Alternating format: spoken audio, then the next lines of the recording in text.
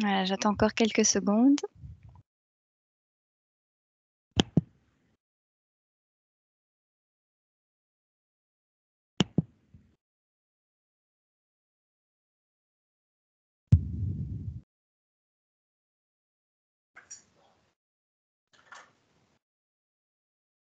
Bon, ben, je propose que nous commencions donc notre webinaire. Donc, bienvenue à tous à ce webinaire organisé par le Hub Créatif de Charleroi et consacré à Routard, une solution de mobilité intelligente pour votre entreprise. Je me présente, je m'appelle Laurie Tchecotti, je suis accompagnatrice numérique au sein du Hub Créatif de Charleroi. Donc aujourd'hui, nous sommes avec Fabien Germaud, ingénieur de recherche au CETIC, qui va nous présenter Routard, une solution facilement adaptable aux besoins de votre entreprise. Il va également nous faire une démonstration de sa solution. Et nous avons prévu une séance de questions-réponses à la fin de celle-ci. J'entends une chanson. Je ne sais pas c'est chez qui. Ah, voilà, désolée pour cet ennui. Donc, une séance de questions-réponses est prévue à la fin de la démonstration de Fabien.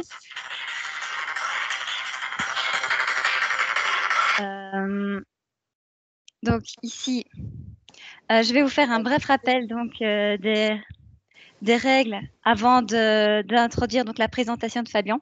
Je vais vous faire un bref rappel des règles un peu sur Teams, comment ça fonctionne, si certains ne connaissent pas encore la plateforme, et vous expliquer brièvement les services du Hub Créatif qu'il propose. Donc voilà, donc pour ceux qui ne connaissent pas encore Teams, je vous propose juste de désactiver votre caméra et votre microphone lors de la présentation. Il y a un chat sur votre droite, via les onglets du haut, si vous voulez poser une question, nous la reprendrons à la fin de la séance. Lors de la séance de questions-réponses, vous pouvez également, dans les onglets supérieurs, lever la main. Et donc là, je vous passerai la main pour que vous posiez votre question en direct à Fabien.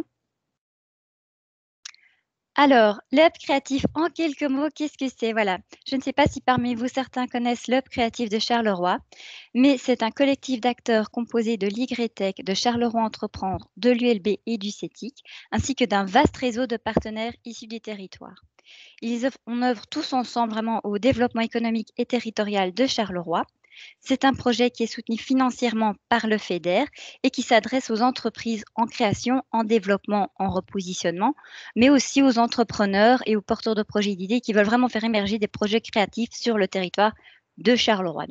Donc le Hub Créatif se situe au quai 10. Pour ceux qui ne connaissent pas, c'est en plein Charleroi, derrière Rive Gauche, au-dessus du cinéma. Il propose 6 services qui servent à connecter vraiment les acteurs aux réalités de terrain, donc aux partenaires qu'on a de l'écosystème Carolo. Et donc, dans ces 6 services, vous avez des rencontres créatives et inspirantes, des accompagnements numériques et créatifs. Vous avez également des webinaires comme celui d'aujourd'hui, mais également le prototypage au Fab Lab de Charleroi qui se trouve à 6K, juste en face du Hub Créatif. Alors, dans ces services, le Hub Créatif propose une trousse à outils. Alors, qu'est-ce qu'on entend par trousse à outils? Eh bien, c'est un référentiel de tutoriels et de fiches didactiques sur des thèmes liés aux nouvelles technologies. C'est vraiment pour vous aider et vous accompagner dans votre transformation numérique et dans votre compréhension de ces nouvelles technologies. Donc, on essaye vraiment de vulgariser le plus possible ces nouvelles technologies pour qu'elles soient accessibles à tous. Actuellement, il y a à peu près une quinzaine de fiches sur le site du Hub Créatif. Donc, ça va du réseau de capteurs au prototypage rapide comme l'impression 3D, le scanner. Voilà, il y a un petit peu de tout. Il y aura également une fiche sur Routard qui viendra après. Vous avez également des replays des webinaires. Je vais vous mettre le lien de la trousse à outils dans le chat juste après. Donc voilà, n'hésitez pas à aller faire un tour et à vous informer. Nous en mettons régulièrement quand même. Donc voilà, maintenant je vais laisser la place à Fabien pour sa présentation de routard et sa démonstration. Et je vous propose qu'on se retrouve après pour la séance de questions-réponses. Voilà, n'hésitez pas donc à mettre vos questions dans le chat. Alors Fabien, je te donne la main. Oui, merci. Alors, je vais vous partager avec cet écran-ci. Voilà, et c'est parti. Vous voyez bien l'écran? Je suppose que oui. Est-ce que vous m'entendez bien, Loris? Est-ce que tu peux juste confirmer tout ça? Oui, on t'entend. Ok, super, bah c'est parti. Donc, bonjour à tous, merci d'être présents aujourd'hui. Donc, je vais vous présenter Routard, une application web qui a été développée au sein du CETI pour résoudre les problèmes liés au routage de véhicules. Donc, avant toute chose, qui sommes-nous? Moi, je suis Jérôme Fabian, je travaille dans le département Code pour combinatorial algorithmique. Notre domaine de travail, c'est la recherche opérationnelle, qui est une petite partie de l'intelligence artificielle. Donc, en deux mots, la recherche opérationnelle, c'est un ensemble d'algorithmes, de paradigmes, de méthodologies pour résoudre des problèmes complexes en vue de fournir une solution optimale ou du moins le plus proche possible de l'optimal. Quand on parle de mobilité océtique, il y a souvent il y a souvent deux choses qui ressortent. Donc, d'une part, la volonté de réduire le trafic et d'autre part, de rentabiliser les trajets. Donc, on est bien trop nombreux à faire des trajets seuls en voiture sur l'autoroute. Quand on regarde un peu autour de soi, c'est souvent une personne qui conduit, une personne qui est seule dans son véhicule. D'autre part, on a aussi envie donc d'aider les entreprises à résoudre leurs problèmes de mobilité, les difficultés que pose la mobilité et voilà, enfin, une difficulté pose la mobilité. Pour résoudre ces problèmes, malheureusement, il y a différentes contraintes. Donc, il y a d'une part les demandes qui sont en hausse. Donc, avec le Covid notamment, il y a de plus en plus de demandes de services à domicile, de livraison à domicile. Euh, donc, voilà, il y a toutes ces demandes augmentent. D'autre part, il y a le coût de l'essence, et c'est un peu plus vrai aujourd'hui, qui est en hausse. J'ai encore été faire le plein ce matin, 1,95 € le litre, ça ne fait pas plaisir. Et finalement, aussi, il y a une volonté d'expansion géographique des différentes entreprises, de vouloir au final étendre son domaine d'activité et toucher un plus grand nombre. Donc tous ces différents éléments font qu'on se retrouve avec des plannings qui sont de plus en plus compliqués à optimiser, qui sont de plus en plus étriqués, on a de plus en plus de demandes, on doit aller de plus en plus loin, etc. Et ça devient vraiment compliqué, il faut un outil adapté pour pouvoir résoudre ce genre de problème. Avant d'aller plus loin, je vais vous expliquer brièvement ce qu'est le routage de véhicule. Donc le routage de véhicule consiste à définir le parcours optimal pour une flotte de véhicules devant passer par un ensemble de points géographiques. Donc, d'une part, on a le problème qui est ici synthétisé avec un dépôt et 6 nœuds. Donc, les 6 nœuds sont les différents lieux géographiques à intégrer dans le parcours du véhicule. Et d'autre part, on a ce qu'on appelle une matrice de distance. Donc, c'est une matrice carrée, donc ici de taille 7 parce qu'on a 6 nœuds et un dépôt. Matrice carrée qui va contenir toutes les distances de trajet entre les différents points du problème. Donc, avec le problème synthétisé et la matrice de distance, on va envoyer ça à un outil, un moteur de recherche qu'on appelle, qui va travailler, rechercher et trouver le chemin le plus court passant par tous ces points. Donc ça, c'est vraiment le problème de base pour le routage de véhicules. En termes de moteur de recherche, donc il y en a plusieurs. Je vais vous en présenter un qui est Oscar CBLS. Donc CBLS, c'est pour Constraint Based Local Search, donc c'est recherche locale basée sur les contraintes en français. C'est une petite partie de la recherche opérationnelle. C'est un petit groupe de méthodes, de méthodologies, d'algorithmes, etc. utilisés, ce qui est assez spécifique. Et Oscar CBS, c'est quoi? C'est une librairie, on aime bien considérer comme étant une boîte à outils générique. Donc c'est une librairie d'algorithmes open source qui est développée entièrement en C++ et plus particulièrement dans le département Call. qui se veut être en constante évolution et à la pointe de la technologie. Donc, on participe à de nombreuses conférences dans le domaine de la recherche locale et pour récupérer des nouvelles idées d'algorithmes, des nouvelles méthodologies qu'on pourrait intégrer dans SCAR. Alors, la recherche locale, je vais comme devoir vous expliquer quelques principes, les principes de base. Donc, l'idée générale de la recherche locale, c'est d'améliorer itérativement une solution. Donc, admettons, on part de la solution ici en haut à gauche, donc qui représente le trajet d'un véhicule. Donc voilà, on peut voir que en partant du dépôt, ben, il passe par 5 points, mais il y a un des points qui fait actuellement pas partie du parcours. Donc une première amélioration de cette solution-là pourrait être justement d'ajouter le dernier point qui ne fait pas partie du parcours. Donc voilà, on passe à étape 2, on a ajouté le nouveau point.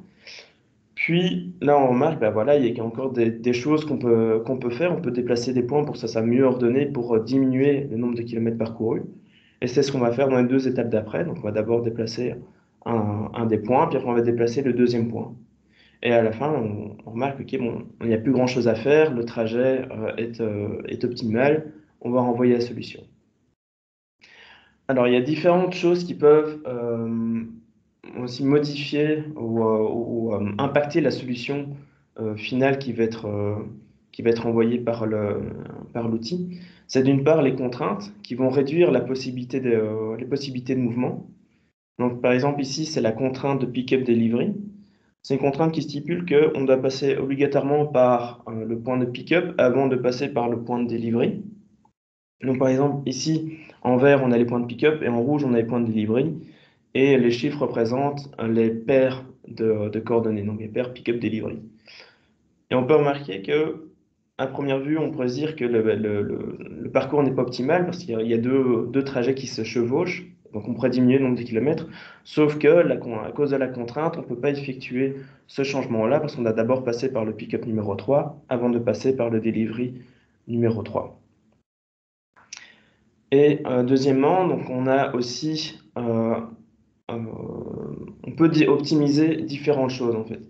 Et bon, jusqu'à présent, j'expliquais qu'on voulait minimiser le temps total la longueur totale du parcours, mais on pourrait vouloir minimiser le nombre de lieux par véhicule. Donc, pour cet exemple-là, ce cas-là, j'ai rajouté un deuxième dépôt avec un deuxième véhicule. Et donc ici, on voudrait répartir au mieux le nombre de lieux par véhicule. Donc dans ce cas-ci, il y aurait 3 lieux à visiter par véhicule. Oscar CVS, donc, c'est une boîte à outils qui contient beaucoup d'algorithmes et de méthodologies. En termes de contraintes, on a notamment une limitation de capacité de transport, le respect des fenêtres de temps pour les clients chauffeurs, des heures de passage imposées, la gestion multi-zone et notamment aussi une contrainte générique qui peut représenter presque n'importe quelle contrainte métier qu'on voudrait exprimer. Et donc, d'autre part, on a aussi la possibilité de pouvoir représenter à peu près ce qu'on veut en termes d'objectifs à minimiser, que ce soit la longueur du trajet, les retards cumulés, les coûts de transport, etc., etc. Donc, toutes ces fonctionnalités-là sont déjà dans Oscar, mais ne sont pas encore forcément dans Routard. Alors, on pourrait vouloir utiliser Oscar CBS directement soi-même. C'est un projet qui est open source. Mais pour pouvoir l'utiliser, il faut d'une part une bonne connaissance du langage de programmation Scala, même une très bonne, je dirais. De bonnes connaissances en recherche locale pour comprendre concrètement ce qu'on fait et aussi comprendre et savoir utiliser les plus de 50 000 lignes de code que comporte Routard, que comporte Oscar CBS. Donc, ce qui fait que Oscar CBS est un outil qui est très difficilement utilisable tel quel. Et c'est là que Routard intervient. Alors, Routard, c'est donc une application web qui est là pour simplifier la planification et d'abstraire un peu toute la complexité d'Oscar tout en pouvant exploiter les performances et la qualité d'Oscar. Donc, il y a d'une part, comment ça va fonctionner? On va avoir d'une part le client qui va récolter les demandes, enfin, l'entreprise qui va récolter les demandes des différents clients, les formater dans un format JSON fait pour communiquer avec Routard, envoyer tout ça à Routard qui, lui, va s'occuper de modéliser le problème, générer la matrice de distance et pour au final calculer une solution optimale ou du moins proche de l'optimale. Et ressortir ça, et du coup, après, on a les plannings des différents chauffeurs. Alors, en allant un peu plus en détail, Routard est constitué de trois web services principaux. Donc, on a premièrement un composant Routard. Donc, ça, avec des petits R, ça, c'est vraiment le composant d'optimisation, là où il y a toute la magie qui va s'opérer. On a le composant matrix qui va se charger uniquement de calculer des matrices de distance qui vont être ensuite utilisées pour l'optimisation. Et en troisième composant, c'est le composant pass qui va être là plus pour des aspects graphiques pour représenter au final le trajet d'un chauffeur sur une carte. Pour pouvoir calculer les matrices de distance, on a besoin de données brutes, de données qu'on va récupérer chez ce qu'on appelle des providers de données. Alors en provider de données payant et connu, on a principalement Google Maps et TomTom. On a aussi la possibilité d'ajouter facilement un autre provider externe. Il y a toute la structure déjà faite pour. Et d'autre part, dans Routard, on a voulu aussi ajouter deux autres providers gratuits. Donc on a d'une part un mix Graphhopper OpenStreetMap. Donc, pour ceux qui ne connaissent pas OpenStreetMap, c'est un projet open source où voilà, c'est un groupe de personnes qui va récupérer des données géographiques sur les routes dans le monde entier et mettre à jour ces données quotidiennement. Donc, et d'autre part, on a Graphhopper, donc on utilise le projet open source de Graphhopper pour exploiter les cartes OpenStreetMap. Et d'autre part, on a aussi un autre provider custom pour lequel je reviendrai un peu plus tard. Et pour aider principalement le composant matrice, on a aussi un petit espace de stockage Redis. Donc c'est une cache qui est assez rapide, assez simple, mais qui fait exactement ce dont on a besoin. Donc voilà, on garde sur cette solution-là, qui va principalement se charger de stocker des données déjà calculées. Par exemple, on a calculé une matrice de 100 x 100 avec Graphhopper, enfin une matrice carrée de 100 coordonnées sur 100 coordonnées. Ben, ça représente quand même un certain temps de travail et pour éviter de devoir repasser du temps à calculer ces données, ben, on va stocker ces données dans Redis et pour pouvoir ensuite les retirer beaucoup plus rapidement afin de les réutiliser. Alors, on va rentrer un peu plus en détail dans les différents composants. Donc, premièrement, dans le composant matrice. Alors, comment ça va se passer? Comment se passe une construction de matrice? On a en entrée une liste d'origine, de destination, et aussi une liste de providers ordonnée par priorité d'utilisation. Ça, je reviendrai un peu plus tard. On va envoyer donc ces informations-là sous format JSON au composant matrice, qui va se charger de contacter les différents providers, récupérer les données, les agréger, et en sortie, on aura à nouveau donc, la liste d'origine-destination, la matrice qui a été calculée, plus des détails sur le niveau du calcul, la complétude, les erreurs éventuelles et les providers utilisés. Alors, concernant cette liste de providers, on n'a pas envie, en fait, dans Routard, on n'a pas envie d'imposer le provider à utiliser. On n'a pas envie de dire, OK, vous allez devoir utiliser Google, vous allez devoir utiliser TomTom, etc. On a envie de laisser cette liberté-là.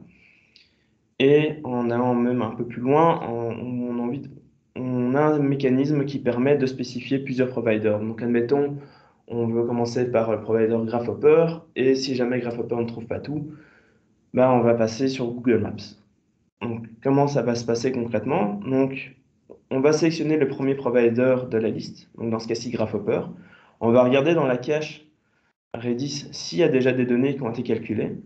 Si c'est le cas, on va récupérer les données qui correspondent aux informations dont on a envie. Si c'est complet, bah, c'est parfait, on envoie la matrice, on renvoie la matrice. Si c'est pas complet, on va demander à Graphhopper de calculer les données manquantes. Et à nouveau, si c'est complet, on envoie la matrice. Si c'est pas complet, on passe au provider suivant Dans ce cas-ci, Google Maps. Et on répète la même chose. On va d'abord dans un cache, puis après on va calculer les données. Et si au bout d'un moment, il n'y a plus de provider et que la matrice n'est pas complète, ça c'est malheureusement, ça peut toujours arriver, bon, on envoie la matrice qui, euh, qui n'est pas complète avec des explications d'erreurs, voilà, potentiellement ce qui s'est passé, un problème d'accès à Google, un problème de clé Google ou que sais-je. Au niveau du provider custom, donc ici l'idée c'est de permettre d'utiliser vos données de trajet. Donc admettons, vous avez une entreprise avec une flotte de camions qui parcourent la Belgique quotidiennement et vous avez des petits, des, un petit appareil qui permet de traquer le nombre de kilomètres qu'il a parcouru, en combien de temps, etc., etc. Donc après que vous ayez après avoir extrait ces données, on a la possibilité avec Routard de stocker ces données-là dans Redis et d'utiliser en fait au final ces données euh, pour optimiser vos problèmes de routage de véhicules. Un autre point important dans le routage de véhicules, c'est l'intégration des données de trafic. Donc on est tous d'accord que rouler le lundi à 8 heures n'est pas du tout la même chose que rouler le dimanche à 8 heures. Il y a beaucoup plus de trafic le lundi que le dimanche. Donc, si on a envie de tenir compte de ces aléas, des aléas du trafic qui sont prévisibles, on a besoin d'acheter des données, par exemple, toutes les demi-heures, ce qui peut représenter beaucoup d'argent. Donc, prenons un exemple. Donc, ici, on a 25 infirmiers ou infirmières qui doivent faire des soins à domicile chez 500 patients. Euh, on a besoin donc de calculer une matrice carrée, donc déjà de base de 525 fois 525, mais toutes les demi-heures. Donc, on doit faire 48 matrices de 525 fois 525, ce qui représente plus de 13 millions de données à acheter. Et bah, voilà, chez Google, ça coûte très cher. On en arrive à 132 000 euros et chez TomTom à 6 600 euros environ. Donc c'est très coûteux en temps et en argent. Avec Routard, on a une solution qui va permettre de réduire drastiquement les coûts.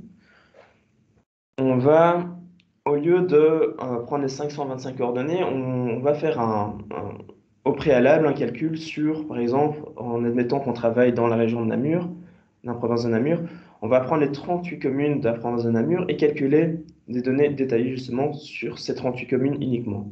Donc au lieu d'avoir une matrice 525 fois 525, on n'a plus qu'une matrice de 38 fois 38 fois 48, donc toute une demi-heure sur la journée. Ce qui représente à peu près 70 000 données à acheter et c'est beaucoup moins cher chez Google et chez TomTom. Une fois qu'on a acheté ces données, on va les préparer de telle sorte à pouvoir par la suite faire une estimation des temps de trajet en tenant compte du trafic pour le problème qu'on a envie de résoudre. Ici, donc, les 25 infirmiers qui doivent faire des soins à domicile. L'avantage de cette solution, c'est qu'elle est gratuite et rapide et je vais vous expliquer un peu plus en détail comment ça fonctionne pour que ça soit un peu plus clair. Ça se passe donc en deux phases. Une première phase dite phase d'entraînement. Donc, on va prendre les 38 communes de la province de Namur. Donc, ici, c'est ce que j'appelle les points stratégiques. Les 38 communes, parce que c'est plutôt bien réparti en général. Et pour chaque paire de communes, on va donc acheter les données sur une journée type. Parce qu'un lundi en pleine semaine n'est pas un lundi en pleine vacances. Donc voilà, on pourra définir différents types de journées. Donc voilà, donc on achète des données sur une journée type et on va se retrouver du coup avec 48 données. Et avec ces 48 données, on va essayer d'en extraire une courbe qui va représenter l'évolution du temps de trajet sur la journée pour cette paire de communes. Une fois qu'on a cette représentation de l'évolution de temps de trajet, on va stocker cette information en vue d'être utilisée plus tard pour la résolution de plein de problèmes de routage de véhicules se passant dans la province de Namur.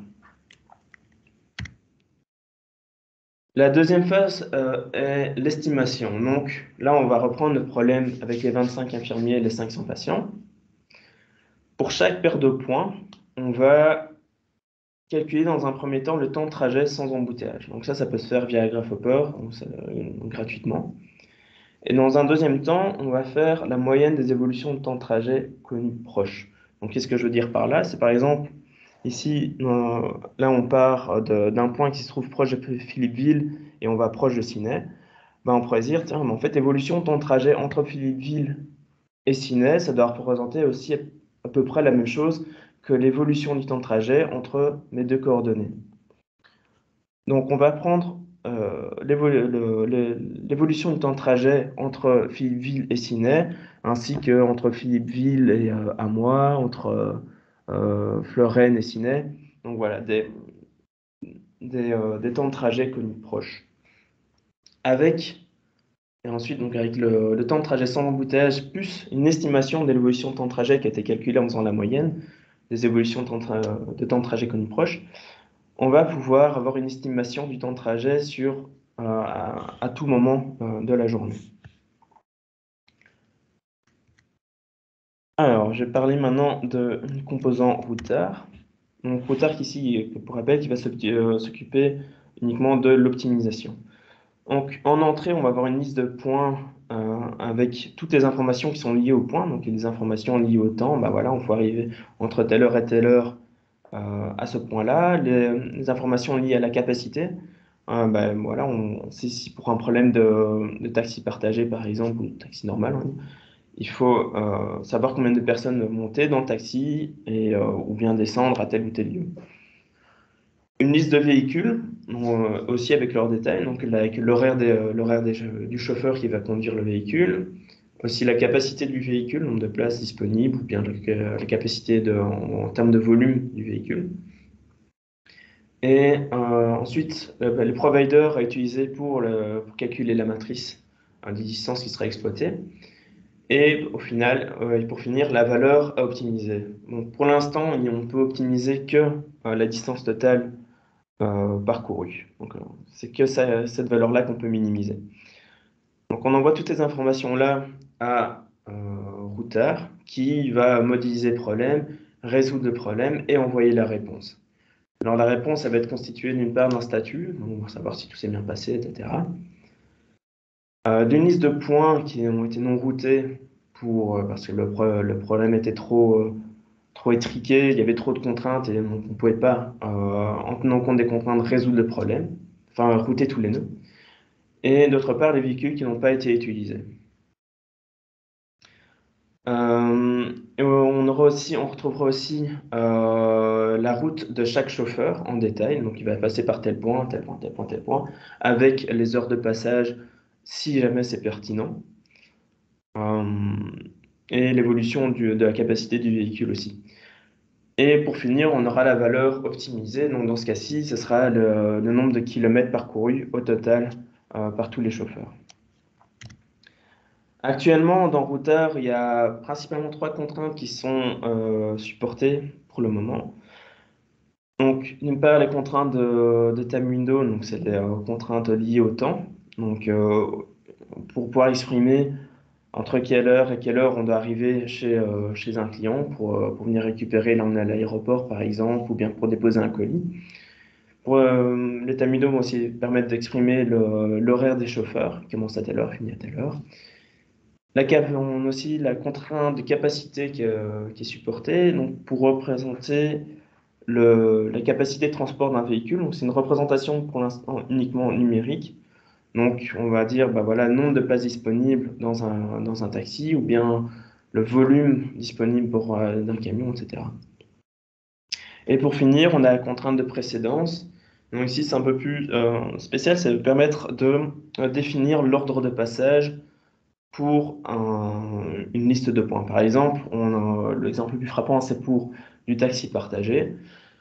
On va dire, ou pour du taxi simplement, on va dire, bah, il faut d'abord aller à l'école primaire pour récupérer mon plus jeune fils, puis après aller à l'école secondaire pour récupérer ma fille, et au final, les déposer à la maison. Donc il y a moyen de définir vraiment l'ordre de passage, ou bien si jamais il y a d'autres conditions particulières, on a besoin d'un outil absolument, d'abord passer récupérer un outil à tel endroit pour pouvoir aller effectuer une action à un autre endroit. Mais tout ça est représentable. Et il n'y a pas de limite d'ordre de passage. On pourra avoir une dizaine de points qui se suivent en ordre de passage défini. Mais bien évidemment, on n'a pas envie de s'arrêter là. On a plusieurs idées de contraintes qu'on a envie d'ajouter d'ajouter dans Routard. Donc, premièrement, une capacité une contrainte de capacité avec refil qui va permettre à un camion ou à un camion-citerne ou quoi de faire plusieurs arrêts au dépôt par jour pour faire un refil. D'autre part, une contrainte de capacité multitype. Donc, ça, c'est plus dans des cas de collaboration entre entreprises. On pourrait dire, tiens, on a plusieurs fermes qui travaillent, qui collaborent entre elles et qui doivent s'envoyer des produits euh, entre elles ou bien des clients, etc. Et donc, il faut être capable de différencier les types de produits qui viennent de telle ferme ou de telle ferme. Donc ça, on a aussi envie d'ajouter. Ajouter une contrainte pour la restriction de véhicules. Ça va permettre de représenter les préférences utilisateurs. Par exemple, on aime bien, on préfère que notre enfant soit conduit uniquement par ce chauffeur-là parce qu'on l'a en confiance, etc. Ou bien aussi pour des capacités, on va dire des restrictions vraiment plus liées au véhicule. Donc, par exemple, des véhicules qui sont faits pour transporter du liquide, ou bien des véhicules qui ont des sièges pour enfants et d'autres qui n'en ont pas, etc., etc. Et on a aussi envie d'ajouter la possibilité de définir plusieurs time windows pour les clients, tout comme pour les chauffeurs. Donc pouvoir représenter, bah voilà, on a un client qui est disponible pour une livraison le matin, un peu après-midi et 3 heures le soir, par exemple. On va être capable de représenter ça. Et de même pour les chauffeurs qui ont des horaires fractionnés, ben, on sera aussi capable de faire cela. Évidemment, on est ouvert à tout problème, histoire de trouver une solution à votre problème. Si aucune des contraintes ici ne correspond exactement à ce dont vous avez besoin. Donc voilà. Pour finir, avant de passer à la démonstration, encore un autre point sur lequel on va travailler prochainement, c'est l'objectif à minimiser. Donc pour l'instant, on a uniquement l'objectif en termes de longueur totale du trajet qu'on peut minimiser. Mais à terme, on aimerait bien avoir un truc nettement plus complexe mais complet pour que l'utilisateur puisse représenter vraiment ce qu'il a envie de minimiser, ce qui pour lui a vraiment d'importance. Donc par exemple ici, on pourrait représenter le coût d'un parcours en calculant le coût par véhicule, donc le kilomètre parcouru, la consommation pour 100 km, le coût au litre, etc. Aussi on pourrait représenter le coût des chauffeurs avec les heures actives, le coût horaire, et aussi les courses non routées qui représenteraient une perte. Et donc faire la somme de tout cela qui représenterait au final le coût total d'un trajet, et c'est cette valeur-là qu'on voudrait minimiser. On voudrait minimiser le coût total et non plus la longueur totale du trajet. Voilà, maintenant je vais passer à la démonstration de routard. Hop. Donc voilà, donc ici c'est un démonstrateur qui est actuellement uniquement disponible au CETIC. Donc voilà, en interne au CETIC, mais qui sera rendu public prochainement. Donc ça, il y aura des annonces qui seront faites. Donc, l'outil ici présente 4 différents types de problèmes. Donc on a d'abord un VRP, donc ça c'est du routage de véhicules simple. Donc voilà, on a simplement 5 véhicules et un nombre de points visités. Hop, on génère, on calcule. Et après un certain temps, donc là il y a la matrice des distances qui est calculée, le problème qui est généré dans Routard et Routard qui ressort donc ici, une solution. Donc voilà, là on a les informations sur la route de chaque chauffeur. Donc voilà, on peut voir aussi un peu l'ordre de passage et tout ça. Donc on a le type de problème VRP, donc de routage de véhicules simple. On a aussi le problème que j'appelais problème d'infirmière. Donc là, c'est plus des problèmes de type service à domicile où il y a Fabien, je Oui. t'interromps 2 secondes. Les participants demandent si on peut zoomer un petit peu parce que c'est un peu petit. Ah, zoomer sur la carte ou Oui, pour mieux voir où l'interface peut-être, je ne sais pas. ouais, l'interface,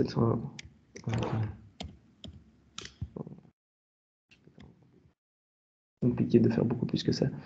Ah, voilà. Ça va Apparemment, mieux? ça va mieux, oui. Ah, super. Ouais, voilà. Donc ici, le problème donc d'infirmière. Donc par rapport au problème de routage de véhicules simple, il y a une contrainte de temps en plus, donc qui est représentée ici par l'heure l'heure de début de journée au plus tôt. Donc ici, j'ai ce qui était fixé à 8 heures. L'heure de fin, la fin d'une journée qui est à 18 heures. Et le nombre maximum d'heures travaillées sur une journée. Donc voilà, ici c'est 8 heures.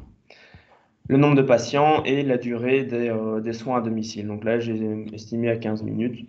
Voilà, c'est un générateur de problèmes, c'est des exemples, c'est pas forcément des cas super réalistes. Donc, à nouveau, on génère le problème, on calcule, et là, à nouveau, il y a un routeur qui va d'abord en premier temps demander au composant matrice de calculer la matrice de distance, l'envoyer à un routeur qui, lui, va s'occuper d'optimiser le problème. Donc ici, à nouveau, on a les différents chauffeurs qui passent un peu partout. Donc évidemment, il y a des points ici qui sont non routés, donc c'est les points rouges. Mais ça, c'est parce que c'est très probablement dû à la génération du problème qui est un peu aléatoire et qui n'est pas forcément euh, très, pas forcément faisable au final. Il y a très peu de chances que ça soit entièrement faisable à cause de la contrainte de temps. Donc, à nouveau, on peut voir le parcours des différentes personnes et on peut aussi avoir un détail sur la roadmap du chauffeur. Donc, voilà, ici avec des informations générales sur le trajet.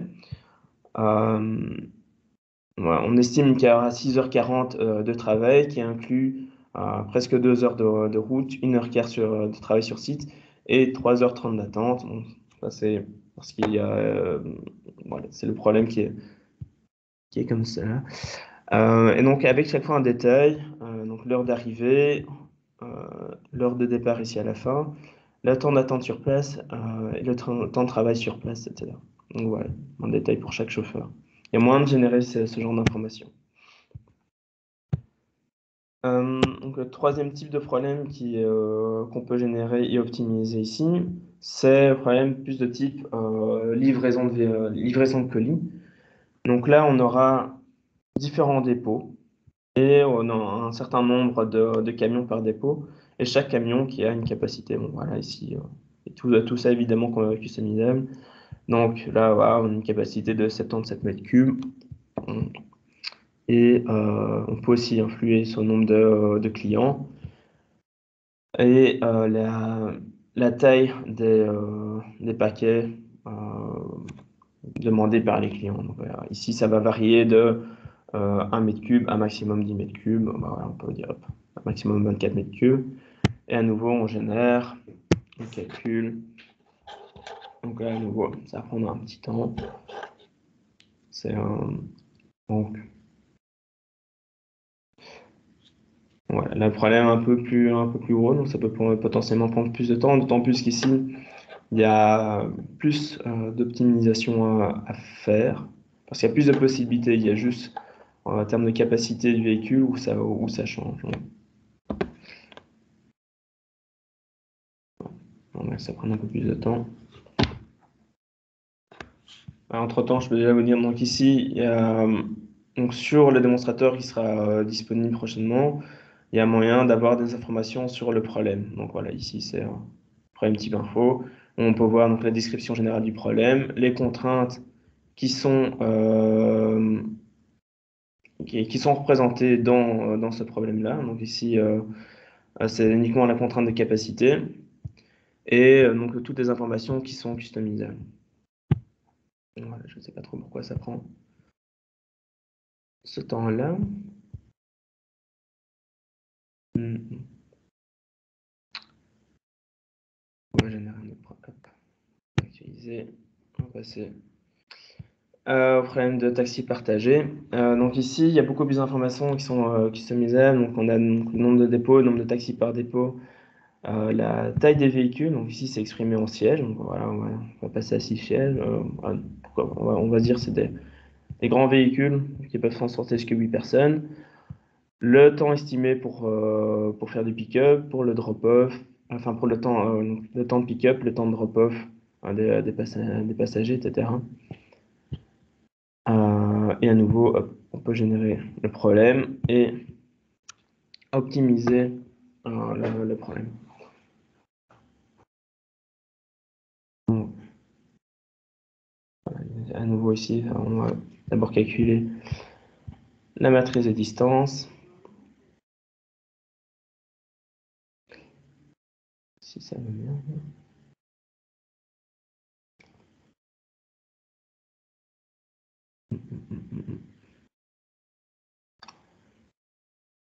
Alors, je ne sais pas trop comment ça se fait que ça prenne autant de temps.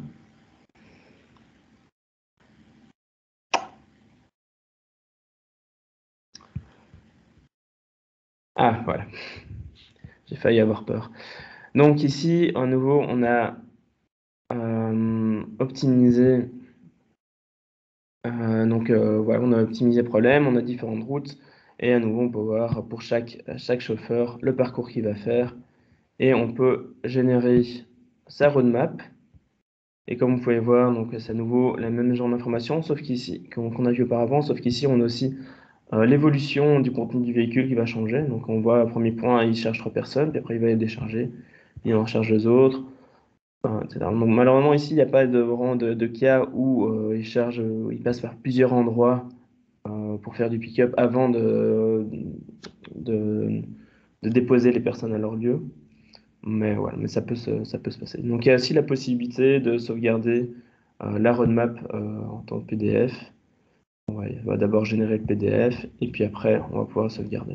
Donc, voilà. Et à nouveau ici, il y a toutes les informations du parcours du chauffeur. Hop, voilà.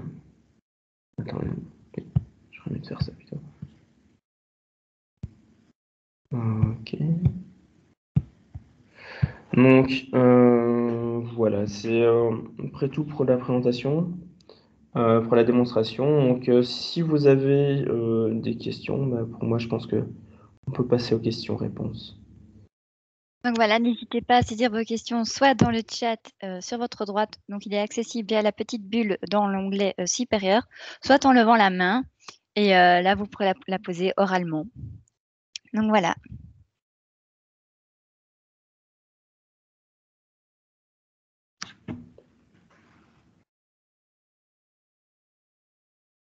Il y a une question de Dimitri.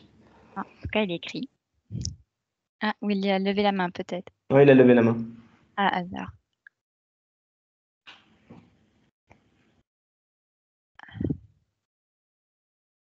Mais voilà, Dimitri, vous pouvez prendre la parole si vous désirez. N'oubliez pas de réactiver votre micro. Voilà, c'était ça. Exactement. Bonjour à tous. Donc oui, non, ma question c'était au niveau des performances, parce que tu n'as pas montré de temps de calcul en fonction du nombre de nœuds et de limitation. Typiquement ici, tu t'étais lié dans la province de Namur, mais est-ce que tu as fait des tests sur des plus grandes régions?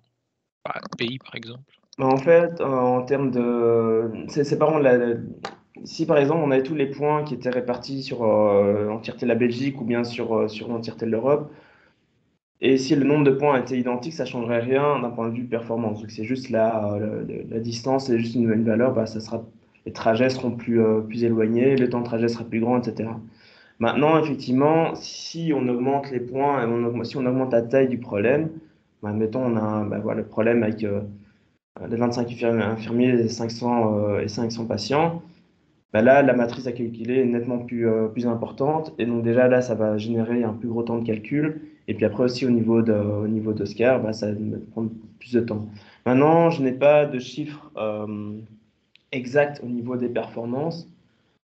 J'ai pas encore eu vraiment le temps de le faire, parce que déjà, il faut d'une part, au final, différencier le temps de calcul de la matrice du temps de calcul d'optimisation, et voir aussi dans quelles conditions particulières on est, et ce genre de choses. Donc, mais ces informations-là devraient arriver prochainement, voilà, quand j'aurai le temps de regarder à ça. Et évidemment aussi, plus on a de contraintes, plus ce temps de calcul sera long, euh, parce qu'il y a plusieurs choses à tenir en compte, plusieurs choses à calculer, vérifier si on viole ou pas l'une ou l'autre contrainte. Tout ça, ça prend du temps supplémentaire. Je ne sais pas si ça répond à ta question.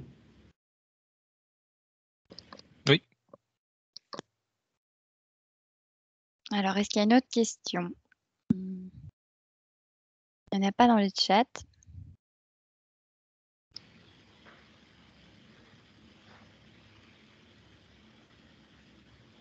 Bon, bah, s'il n'y a plus de questions, bah, je vous remercie très chaleureusement à tous d'avoir participé à ce webinaire. Ah, Merci je beaucoup. vois Gaëtan qui écrit, je ne sais pas si c'est une question, on va voir. Ah ben voilà, mais merci donc à tous. Je vais vous mettre dans le chat les liens. Si jamais vous avez une question à propos de Routard, n'hésitez pas à contacter le CETIC. Si vous avez une question pour les services du Hub, ben, n'hésitez pas à contacter le Hub. Voilà, nous serons vraiment ravis de répondre à toutes vos questions. N'hésitez pas non plus à aller voir le site de la trousse à outils. Nous mettons des fiches régulièrement et la fiche Routard ne va pas tarder à venir. Donc voilà, merci à tous. Merci beaucoup.